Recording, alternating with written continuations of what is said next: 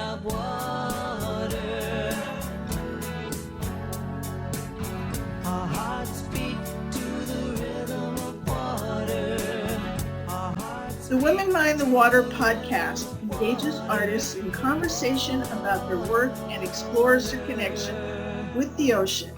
Through these stories, Women Mind the Water hopes to inspire and encourage action to protect the ocean and her creatures. Today, I am speaking with Lisa Blanchard. Lisa's creative energies were nurtured by growing up in a creative family and living along the coast of Maine. Since she took her first glass-making class in 1984, Lisa has enjoyed exploring, creating, and teaching her craft in her Glass Mermaid studio. Let me start by asking about your journey. How did you become an artist? I guess I don't generally define myself as an artist. It's not the first thing when I think of who I am as what pops to mind. I think if I had to pick a couple words that would define myself, I would define myself as curious and an inquisitive and a person who creates things. And I think my curiosity and my inquisitiveness are part of my art making journey, I guess. So how I got to where I am, I guess in a little bit of a nutshell, I'm 9th generation Maine, same town. And growing up, we made things in my family, and we made things out of necessity. We didn't have a lot of money growing up. My dad was a plumber. My mom was a stay-at-home mom, typical of most of us growing up in the 60s. And we made things, and I continued to make things. And as I grew up, we made things. And over time, those homemade things became more valuable to me, more valuable than store-bought items.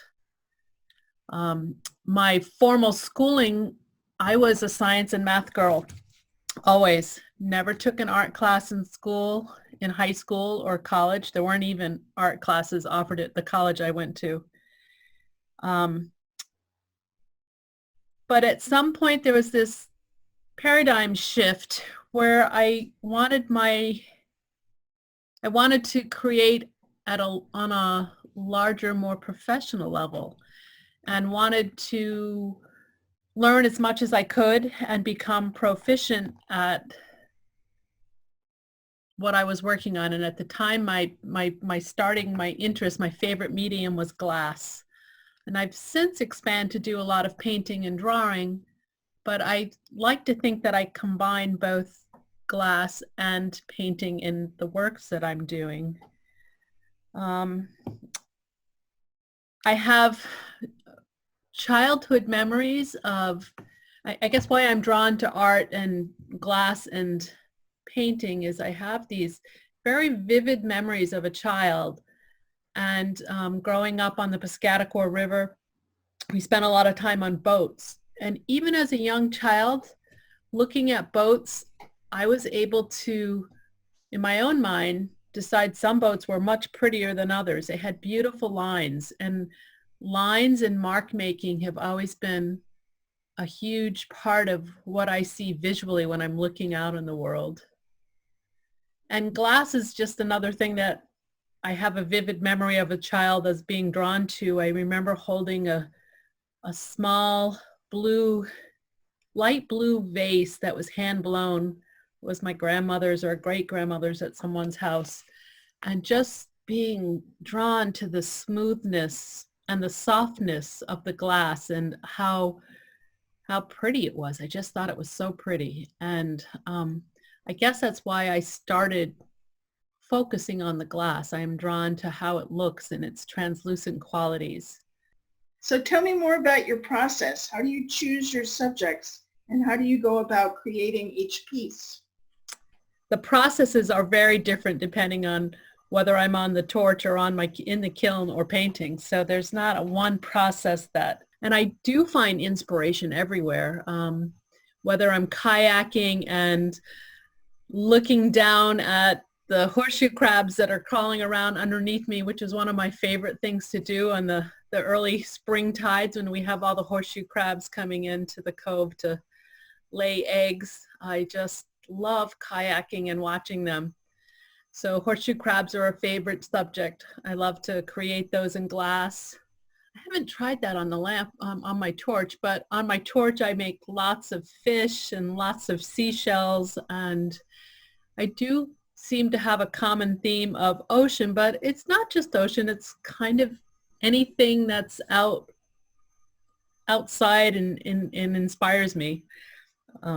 So Lisa, I'd like to hear the story behind a particular piece you've created, one that reflects on your connection with the ocean.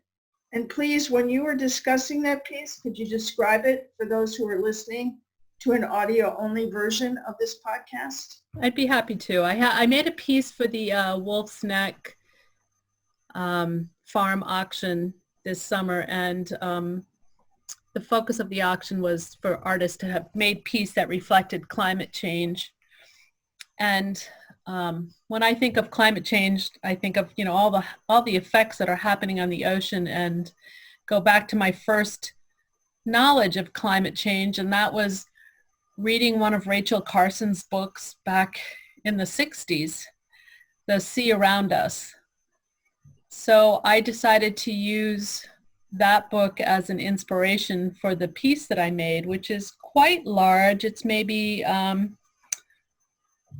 don't know, maybe 2 or 3 feet by 3 feet. It's pretty big.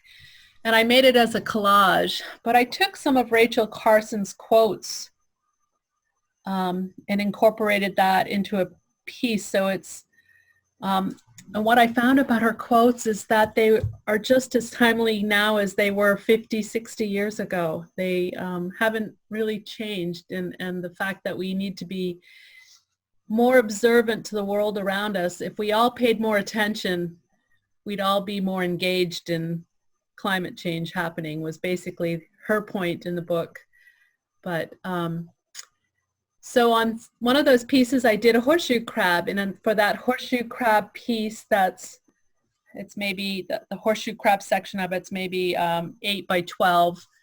I found some old horseshoe crab prints, woodblock type prints, and I put those under a piece of clear glass, the actual prints, and then I sprinkle glass powder. I sift glass powder onto the clear glass and move that glass powder around so the image of the horseshoe crab that's underneath starts to appear. And then I'll fire that piece, and which will melt the glass powder into the glass underneath it. And then I'll do it again. I'll sprinkle more powder on it and add more details and shading and things like that. And I think that piece, that Rachel Carson piece that I did, there was probably 15 different firings that I did for that piece. So that means every time I wanted to make a change to something, I would have to put the piece, and sometimes it was just different components into the kiln, but sometimes it was the whole piece, and then I'd add more detail.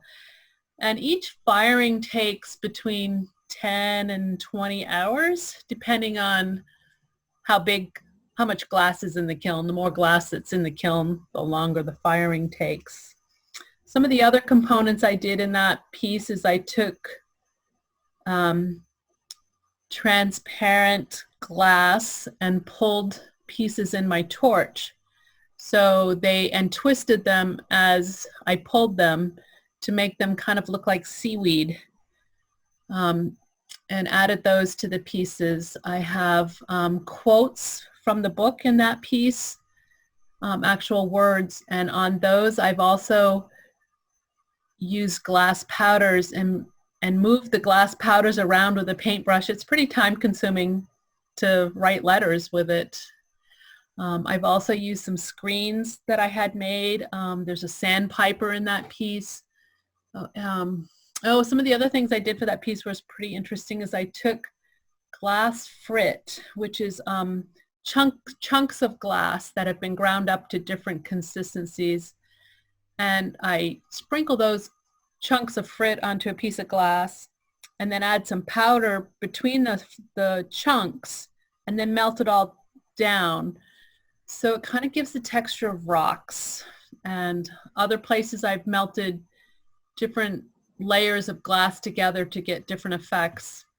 And at the end, I put them all together and fire them all together to a lower temperature where the glass just changes enough just to melt the surface so they all stick together. So they're like glued together, but they're glued with heat. So it was a pretty time-consuming process, but one I really enjoyed doing. So Lisa, how is your art an expression of you as a person and your view of the world? Well, I'm definitely drawn to things that have beautiful lines. We talked about that earlier, boats or a beautiful tree, the sweep of, especially I have this pine tree in our cove that I sit and look at from my house, and I'm just drawn to that. And I like graphic lines and graphic shadows. And I try to replicate those things in my art. And sometimes it's the color I see. Sometimes it's the shape of things that I see. And sometimes it's just that I'm inspired by something and we'll try to use those inspirations to create art. So as an artist, how do you think your work might engage people in caring about the ocean? Well, I hope that people would see something like, say they saw, for me, when I see a horseshoe crab, I go back to my house and I go, oh, they come in I didn't realize they only came in the spring to lay eggs. And then I'll do some research and try to find out more about whatever it is that I'm curious about that day. And I hope that someone might see that horseshoe crab piece and say, oh, I remember seeing those as a kid, and become more engaged and want to get out and see more nature, or that it inspires somebody to want to create the art, maybe not necessarily be inspired by the ocean, but maybe be inspired to create art. How would you like others to react to and use your art? I would hope that you would look at the art and first, if you're drawn to it, would recognize that there's a quality to the piece, that there's been care and time, the piece is finished well. But beyond that is some curiosity about the art. How is this art made? That you might ask yourself, how is this art made? Or what do I want to know about the subject matter? Or where is it? Or what intrigues me? Do I want to know more about the artist or their backgrounds? And that's what I do when I see art. It's like I look at art and I go, oh, that's really interesting. And I wonder how they made that, or I wonder if I could make that. And that's what I see my art as kind of inspiring. I do like it when people smile or react positively. Of course, we all like that when that happens about anything, whether it's art or meeting your neighbor on the street. So I guess it's the same reaction I would hope for all of that, through all of that. Thank you, Lisa. It's been really interesting and it's been a really heartfelt discussion with you.